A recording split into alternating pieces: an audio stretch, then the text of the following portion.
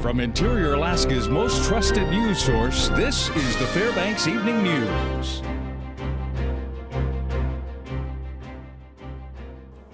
Good evening and thank you for joining us. Our top story: on Monday, a Fairbanks family was taken to Providence, Alaska Medical Center after their boat exploded at the Crowley Fuel Dock in Valdez. Owen Guthrie, his wife, and 3 daughters were all on board when the blaze occurred.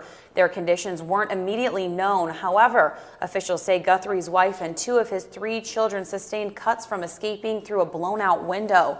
Guthrie went back on board to find his remaining child in the boat's engine compartment room, from which they both came out severely burned.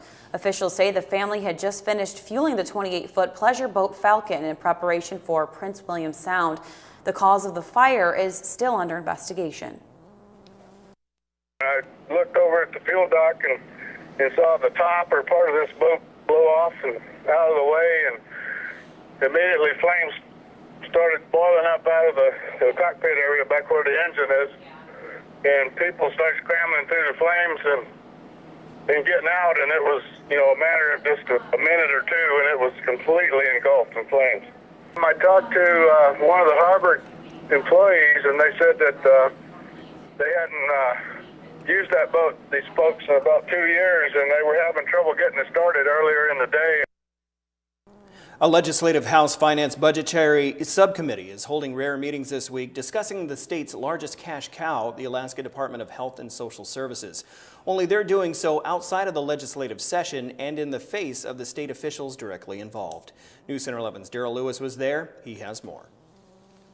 Thanks. They make up the lion's share of the state's annual budget.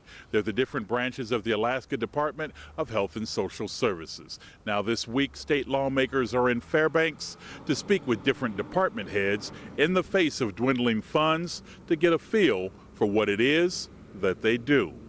3 days, 3 different areas covered. On Monday, public assistance, and Tuesday, arguably the state's most polarizing agency, the State Office of Children's Services. We really appreciate the opportunity to do this with the committee, to have a chance to spend more time and more detail so that you guys can understand the various components and aspects of what we do and why. During session, things are very busy. It's difficult to spend a lot of time, and so the fact that they're taking time during the summer and giving us so much time to go through in detail and answer questions is huge, and it means a lot. Officials there and lawmakers agree having those that pull the state's purse strings much closer to the overall process, very important. I'd like people just to know that, 90 days is great for what we have here, but being able to use the interim to really sit down, concentrate on each one of the budgets, and we're not just doing it with health and social service, but people are going to be doing it for education and for others as well. On Wednesday, the legislative panel is back to discuss the department's status in the face of sequestration. State Representative Steve Thompson says it's an issue that can't be overlooked. Have that presentation tomorrow, so we'll be able to understand a little more what's going on with sequestration. I don't think we have the whole picture, but they have some ideas already of what they've been told is going to be some areas that are going to be maybe reduced. And that's another concern, because if we have a program going that's federally funded and the federal government decides not to fund it, can the state pick up the slack and do that? That's a very scary thing. Workers whose jobs were affected by spring flooding in Alaska may be eligible for disaster unemployment. In a release, the State Labor Department says the deadline to apply is Monday. Labor Commissioner Diane Bloomer says Alaskans living or working within communities declared disaster areas who were unable to work as a direct result of the flooding in May and June may be eligible for assistance. Affected communities include Galena, Eagle, Tok, Circle, Fort Yukon, and Emonuk.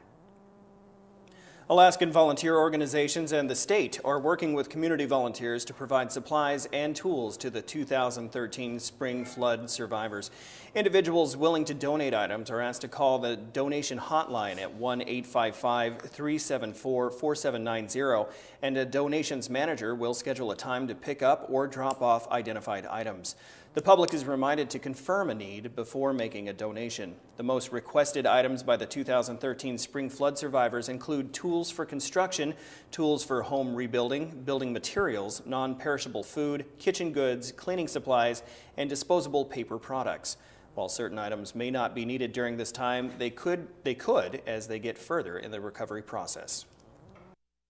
We're not just looking at any type of donation that people want to donate, and the reason being is there is a very high cost to transport things out to those rural communities.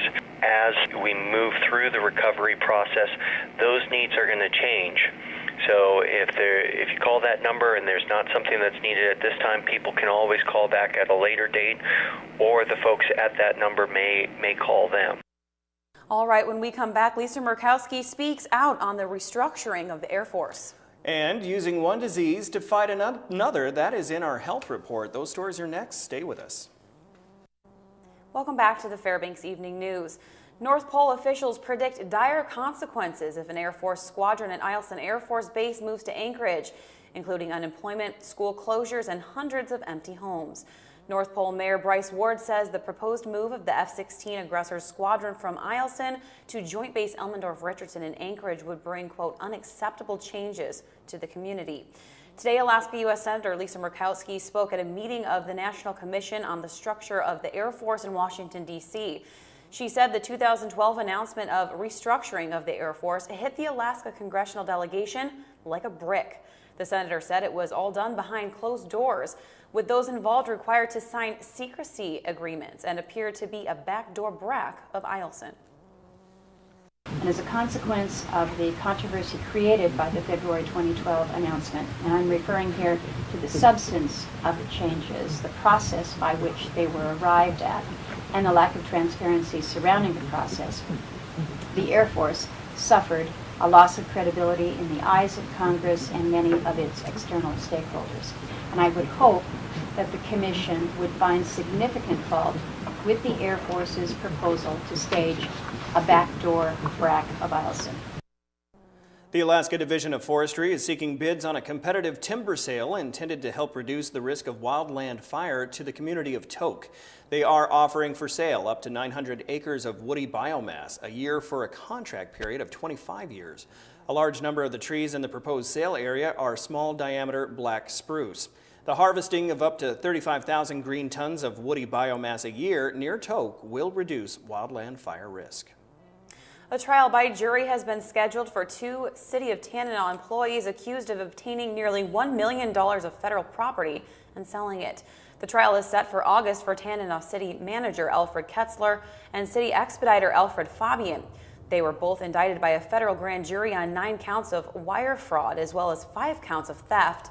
Both men live in Fairbanks and have been released on bail after pleading not guilty on June 21st. Prosecutors accuse them of acquiring surplus items like heavy construction equipment from a federal program and selling the items to Fairbanks residents at discounted rates. Natural Resources Commissioner Dan Sullivan is deploying to Afghanistan after being recalled to active duty with the U.S. military. Department of Natural Resources spokeswoman Elizabeth Blumink says Sullivan will be on leave for 6 weeks. She says his deployment began Sunday. Deputy Natural Resources Commissioner Joe Bailash has been designated acting commissioner in Sullivan's absence.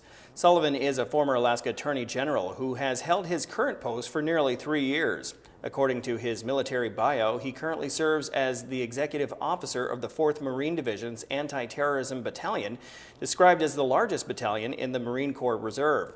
He has previously been recalled to duty in the past, including from December 2004 to April 2006 and in early 2009.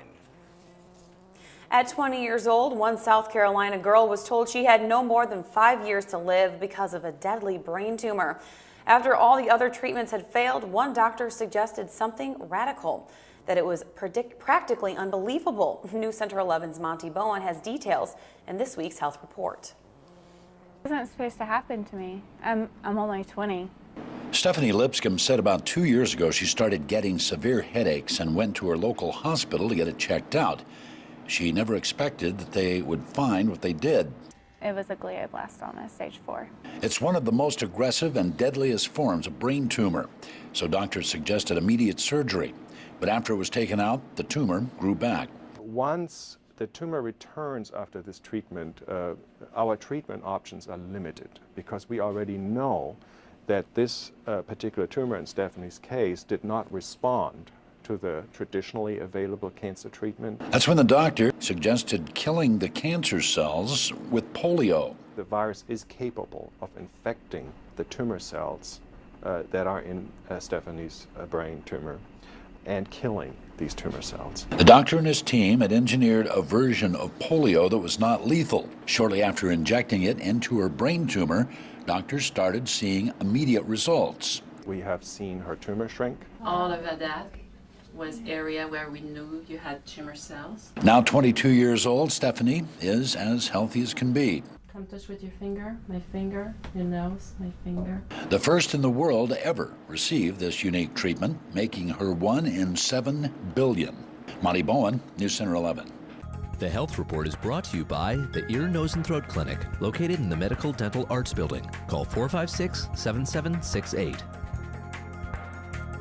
So, Joe, here it is Tuesday, and we're still talking about the weekend because it was a ton of stuff going on. Just a lot. I'm just one man. I can't do it all. You can. I have faith in you. Yeah, I try my best. We're going to talk about a lot in sports and the results from a very busy weekend for the interior. And did the Gold Panthers learn from some tough lessons on the road? Find out if they did. Plus more coming up next.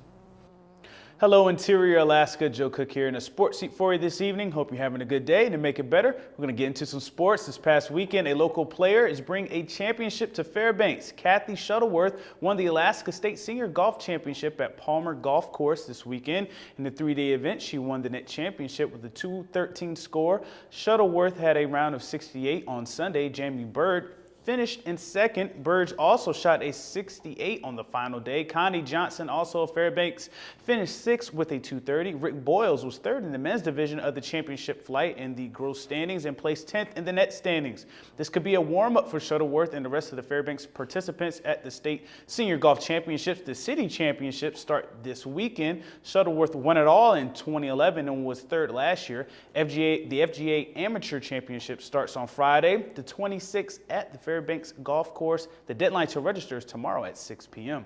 Your Alaska Gold Panthers got a big win last night against the Anchorage Bucks. Some players made some key plays in this one. The Panthers held on for a 3-2 win in Mulcahy Stadium. It was tied 1-1 in the 8th until Peyton Cauley-Lamb came home on an error from third. Chance Abrath led the Panthers with 2 hits, including the game-winning RBI single. Kevin Sprague closed it out, retiring 2 batters in the 9th inning. He gave up a triple and a run, but got the ground out to secure the victory. Nathan Bannister got the start and is now 6-0 for Alaska. The University of Arizona freshman tossed 5 shutout innings. The Panthers are 18-11 and a half game out of first behind the Miners. Alaska has its final 2 road games against the Shugiat Chinooks with a doubleheader today. First place could be decided when the Panthers host the Matsu Miners this Thursday in a 4-game series to close out the regular season. In Sunday's Gold Discover run, Chris Eversman finished in first. The former Allison Raven and Nanook finished in 1 hour, 34 minutes, and 20 seconds. Eversman also won the Run the Valkyries earlier this month. Devin McDowell was second, and Matthias Sari was third. Andrew Shyrock and Roger Sayer were the top 5 men. For the women, Melissa Lewis came in at 1 hour, 55 minutes, and 19 seconds to win the women's division. Former North Pole Patriot and rising senior at UAA, Christy Smits was second, coming in 40 seconds later. She was followed by Christy Harbert, David Flaherty, and Anna Warden.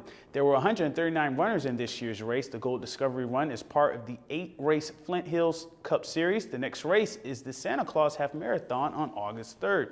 Switching to some summer basketball now. The Alaska Flight basketball teams ended the Bigfoot Hoops Las Vegas Live tournament over the weekend, and the 17U team got a 37-29 win over Texas Frontline. 6 players scored at least 6 points, very balanced scoring in the single elimination gold bracket. The Flight lost 64-48 to Dream Vision Utah in their next game. Ira Ragandini had 16 points and 3 steals to lead the Flight, who finished 3-2 in the tournament. The 16U team went 2-3, and check out this video. Monroe's Connor O'Kelly-Alt hits a clutch bucket with 2 seconds left to give the Flight a 36-34 win over the Cougars. Black Levi Ubel of Valdez had 18 points and 6 rebounds in the win. The Flight 16U team would lose 50-38 in the next game to the Cougars White. Jalen McCullough had 15 points and 4 steals in the loss. Now the Flight will stay in Las Vegas for the Bigfoot Hoops Las Vegas Classic Tournament, which starts tomorrow and ends this Sunday. And he is one of the best in the world at what he does. And Rafał Wilk from Poland is the real deal in hand cycling. Wilk won the Sadler's Alaska Challenge, the 7-stage, 267-mile hand cycling race. It's called the longest and toughest in the world. Wilk finished in the top place, coming in 11 hours, 4 minutes, and 46 seconds in the 7 stages. He even set a record in the 6th stage with a 2 hour, 2 minute, 32-second finish to go along with 3 other records. Wilk also has 2 golds from the 2012 London Paralympics. There were 3 divisions plus a women's division. The division winners won $3,000. Tia Rose won the women's division.